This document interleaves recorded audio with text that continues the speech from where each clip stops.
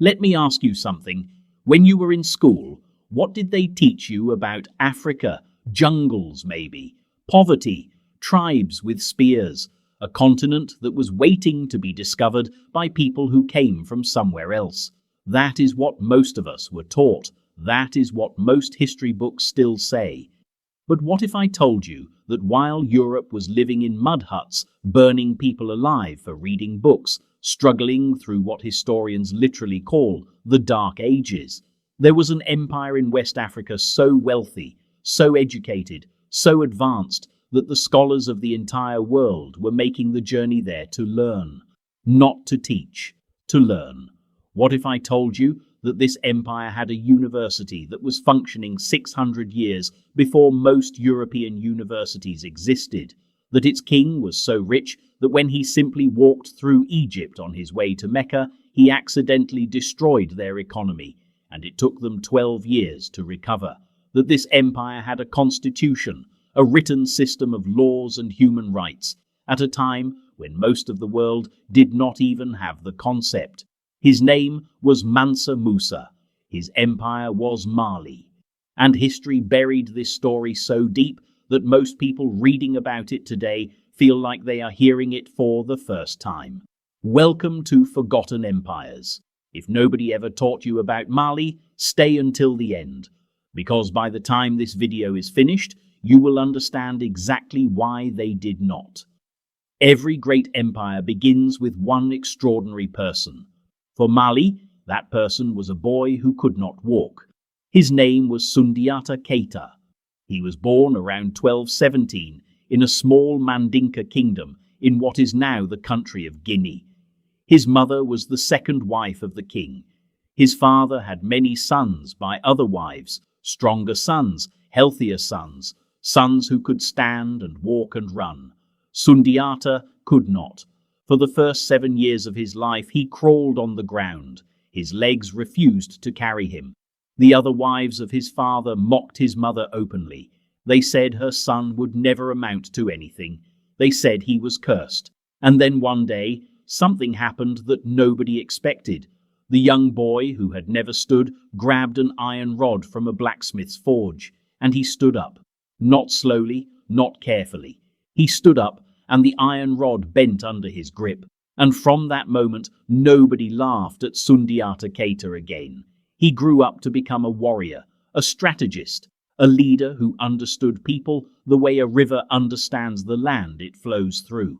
In 1235, at the Battle of Kirina, Sundiata led a coalition of Mandinka kingdoms against the Soso ruler Sumanguru Kante, who had been terrorizing West Africa for years. He defeated him completely, and from that victory the Mali Empire was born. Sundiata was declared Mansa, which means King of Kings. At 18 years old, the boy who could not walk ruled over 12 kingdoms. He built a system of governance so sophisticated that it had something most of the world would not see for centuries: a constitution. The Kurukan Fuga, a charter of rights covering social classes, property rights, environmental responsibilities, and personal dignity, written down, agreed upon, enforced in 1235, while Europe was still burning heretics and selling serfs like furniture. After Sundiata, Mali grew into something the world had never seen before. At its peak, the Mali Empire covered 500,000 square miles. It stretched from the Atlantic Ocean in the west all the way to the heart of the Sahara in the east. It ruled over 20 million people. To understand how large that is, at the same time, the entire population of England was less than 4 million. Mali controlled something more valuable than land. It controlled the trade routes. Every caravan crossing the Sahara had to pass through Mali, and Mali taxed everything: gold flowing north, salt flowing south, copper, ivory, cola nuts, books, yes, books. In Mali, books were so valued that they were considered more precious than gold. Scholars have found records showing that a king once paid the equivalent of 2 horses for a single dictionary. 2 horses for 1 book. In a world where most people could not read, Mali was building libraries. Timbuktu, the city that European explorers would later dismiss as a myth, was at this time one of the most important cities on the face of the earth. It had over 180 Quranic schools. It had markets that attracted merchants from North Africa, the Middle East and beyond.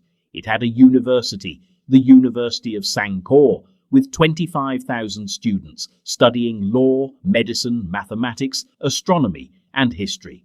25,000 students. Oxford University in England, founded around the same time, had a few hundred. This is what history buried. This is what the textbooks left out, not because they did not know, because they chose not to tell you. In 1312, a man named Musa Keita became the 9th Mansa of Mali. History would remember him as Mansa Musa, and historians who have studied his wealth using modern economic calculations estimate his fortune at $400 billion in today's money. 400 billion. That is more than Elon Musk, more than Jeff Bezos, more than every billionaire on the Forbes list combined. The richest human being who has ever walked this earth was an African king from the Mali Empire, and the world found out about his wealth in the most extraordinary way imaginable. In 1324, Mansa Musa decided to make the Hajj, the pilgrimage to Mecca, a religious duty for every Muslim who has the means to make it. Mansa Musa had the means. He left Mali with a caravan of 60,000 people, 12,000 servants, 80 camels, each carrying 300 pounds of gold dust, 500 servants, each carrying a golden staff. He crossed the Sahara, he entered Egypt, and he did what came naturally to a man of his character. He gave gold to every poor person he passed. He gave gold to mosques. He gave gold to scholars. He gave gold to strangers on the street. He gave so much gold in Egypt that he flooded the market. The price of gold collapsed. Egypt's economy went into a crisis that lasted 12 years. 12 years. One man passed through a country and accidentally broke its economy by being too generous. When Mansa Musa arrived in Cairo, the Sultan of Egypt came out to meet him, not the other way around.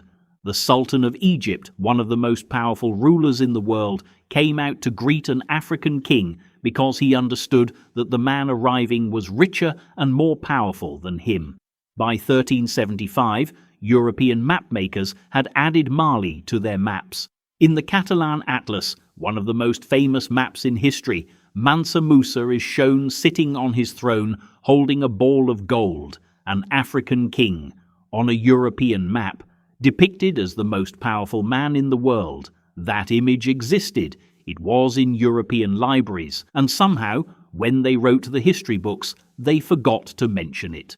For centuries, Europeans talked about Timbuktu as if it were a fairy tale, a mythical city of gold that nobody had ever actually seen. They sent expedition after expedition to find it. When they finally arrived in the late 1800s, they were disappointed.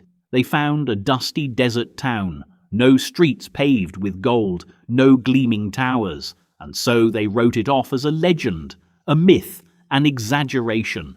What they did not tell you is why Timbuktu looked the way it did when they arrived. Because by the time European explorers reached Timbuktu, it had already been invaded, looted. Its scholars had been enslaved. Its manuscripts had been stolen or burned. In 1591, a Moroccan army invaded. They destroyed the Songhai Empire that had grown from Mali's roots. They confiscated the gold. They enslaved the scholars. They tried to take the manuscripts.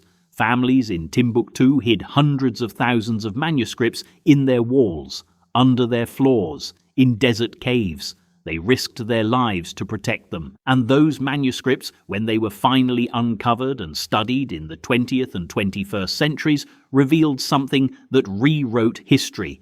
Over 1 million manuscripts, covering mathematics, astronomy, medicine, law, philosophy, written in Timbuktu by African scholars hundreds of years before Europe's Renaissance. The Library of Congress called them among the most important historical documents ever discovered. One of the world's leading scholars said, When these manuscripts are fully studied, they will require us to rewrite Islamic history, African history, and world history.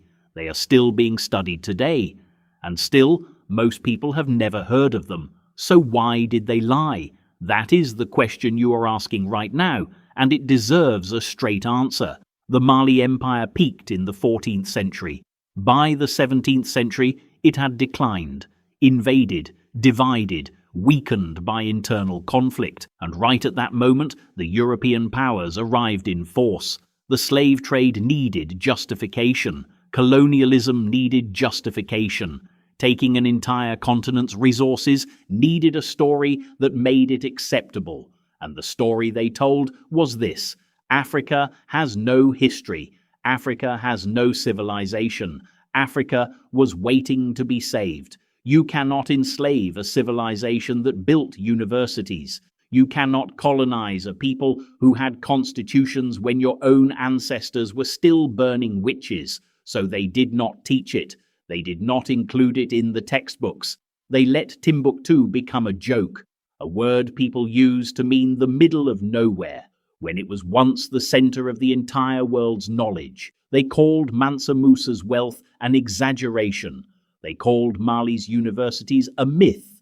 They called Africa's history primitive. And generation after generation grew up not knowing what you now know. Not knowing that the richest human being who ever lived was African, not knowing that the world's greatest medieval university was in West Africa, not knowing that while Europe called itself civilized, Mali had already written down the rights of every human being in its territory. They lied, and the lie worked, until now. This is why Forgotten Empires exists, not to teach you hate, not to teach you anger, but to give you back what was taken. The story of Mali is your story. It belongs to every person who was ever told that their people had nothing to contribute to this world. They contributed everything. If this video gave you something, share it with Zeh. This is why Forgotten Empires exists, not to teach you hate, not to teach you anger, but to give you back what was taken. The story of Mali is your story.